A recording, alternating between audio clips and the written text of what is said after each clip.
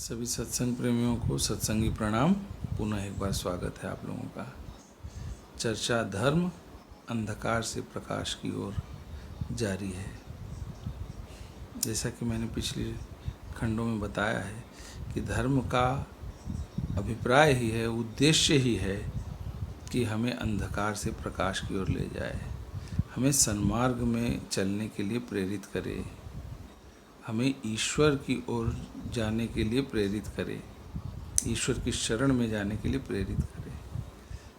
और मैंने पिछली कुछ चर्चाओं में ये भी बताया है कि कभी कभी धर्म के साथ अंधविश्वास या कुछ कुरीतियों को जोड़ दिया जाता है, तो यह भी हमारा धर्म बनता है कि उन्हें छांट करके और भिन्न करें, उन्हें समझें और उन्हें धर्म से न जुड़ने दें।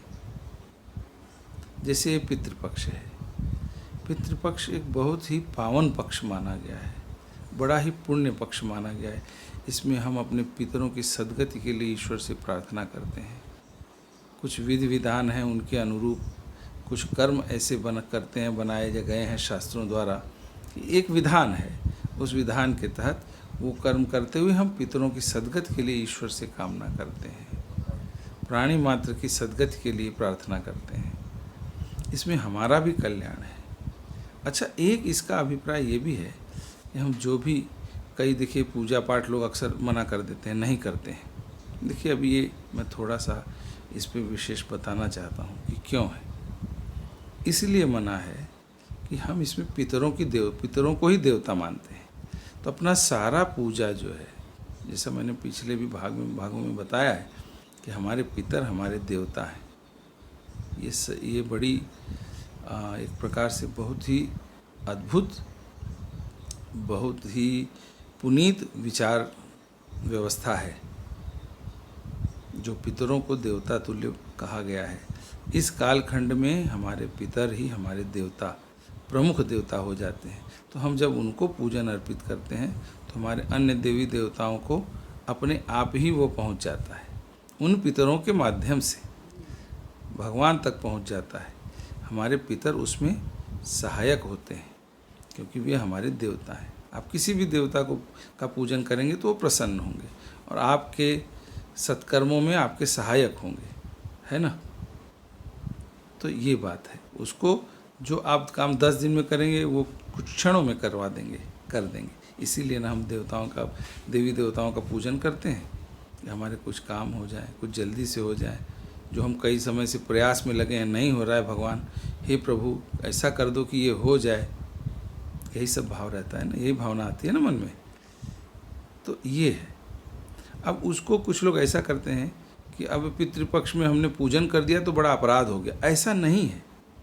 आप चाहें तो अपना निरंतर जो नियमित पूजन है वह भी कर सकते हैं, पर इसलिए आपको उसमें से ये जो है उससे छूट मिली हुई है कि आप अपने पितरों के माध्यम से जो भी पूजन करेंगे उसका पूरा फल आपको उसी तरह के आपके नियमित पूजन की तरह आपको मिल जाएगा पूरा। क्योंकि पितर हमारे देवता हैं, इस कालखंड में वही प्रधान देवता हैं। इसलिए हमें अन्य इस प्रकार के शुभ कर्मों से या मांगलिक कर्मों से छूट मिली है, जिसमें हम उलझ करके ये सब कर्मों को जो है, क्योंकि यह कालखंड प्रमुख रूप से पितरों के लिए है, तो इससे हम जो है कहीं कट न जाएं।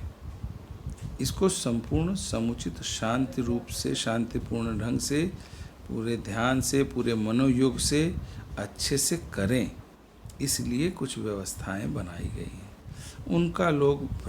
उनकी भ्रांतियां तरह तरह की उत्पन्न करके उसमें, और लोग जो है कुछ अंधविश्वास की तरह की बातों को जन्म दे देते हैं।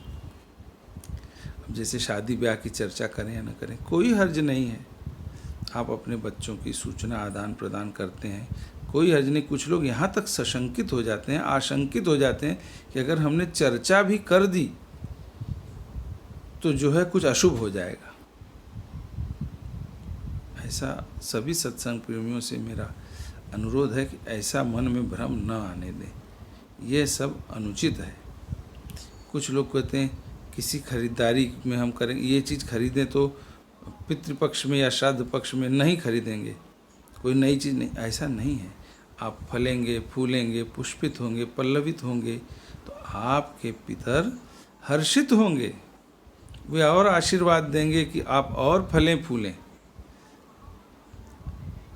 कुछ चीज़ें हैं, जैसे आप कोई अन्य पूजा जैसे नहीं करनी है मान लो, तो ठीक है, आप न करें, कोई दिक्कत, क्योंकि आप पितरों का पूजन कर रहे हैं, पहले से ही आपका चालू है वो कर्मकांड, आपका वो विधान चल रहा है।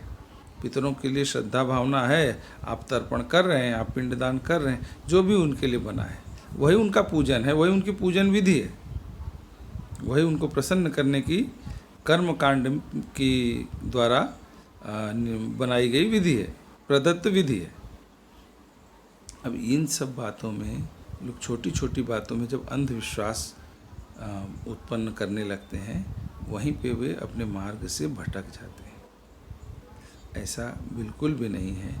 किसी भी, यहाँ तक कि ज्योतिष में भी अगर हम मुहूर्त चिंतामणि जो ग्रंथ है उसकी बात करें, तो उसमें भी ऐसा कोई विधान नहीं लिखा गया है कि आप कोई खरीदारी नहीं कर सकते। ऐसा नहीं, केवल श्राद्ध में श्राद्ध पक्ष की महत्ता और पितरों के प्रति श्राद्ध कर्म करने को प्रधानता दी गई है। यही सद्ग्रंथों में हमारे प्रमुख रूप से बतलाया गया है। तो इस पर ज़रूर मैं आपका ध्यान आकर्षण करना चाहूँगा। और मैं ये नहीं कहता कि मैं सर्वज्ञ हूँ। आपके निकट में जो भी गुरुजन हैं, भले जन हैं, मैंने भी कुछ लोगों से चर्चा की है, तो मैं इस निष्कर्ष पर पहुँचा हूँ और मुझे ये बातें ज्ञात हुई है कि ऐसा किसी भी प्रकार का भ्रम पालना अनुचित है। आप जो कार्य कर रहे हैं करें भाई। आप चलो, आपको लगता है कि हम एक और मैं बात उठाता हूँ कि हमारे यहाँ परंपरा से चला है, लोग कहते हैं कि भाई पितृपक्ष में हम ये कार्य नहीं करते। ठीक है, जैसे मान लो आपको एक घर लेना है, आप गृह प्रवेश न कीजिए। उसका मतलब गृह प्रवेश में एक पूजन कार्य आएगा एक नया, तो मंगल कार्य हो जाएगा और घर आप नया होकर आप ले लीजिए। उसके बाद आपको लगता है नवरात्रि में गृह प्रवेश कर लीजिए। मतलब ऐसा नहीं है कि कोई कार्य में बाधा उत्पन्न करने के लिए आप किसी भ्रांति का उपयोग करने लगें, तो वो जो है धर्म नहीं होता। मतलब वो धर्म का जो मूल उद्देश्य है उससे आपको कहीं दूर हटा देता है, आपका पथ जो है वो भटका देता है। वो भ्रांतियाँ जो हैं वो आपको पथ से भटका सकती हैं। मेरा अनुरोध इतना ही है, मैं किसी को अंधविश्वासी या इस प्रकार से कहने की मेरी कोई भी मंशा नहीं है। केवल इतना ही कि हमारे मन में भ्रम की स्थिति उत्पन्न होती है, भ्रांतियाँ होती हैं। हमारे निकटस्थ जो वरिष्ठ जन हैं, जो गुरुजन हैं, जो ज्ञानी जन हैं, जिनको इसके बारे में पूर्ण ज्ञान है, जिन्होंने शास्त्रों का अध्ययन किया है, यदि आप उनसे चर्चा करेंगे तो मुझे इतना विश्वास है कि आपको अवश्य ही सन्मार्ग सुमार्ग की प्राप्ति होगी, वो दिखाई देगा आपको।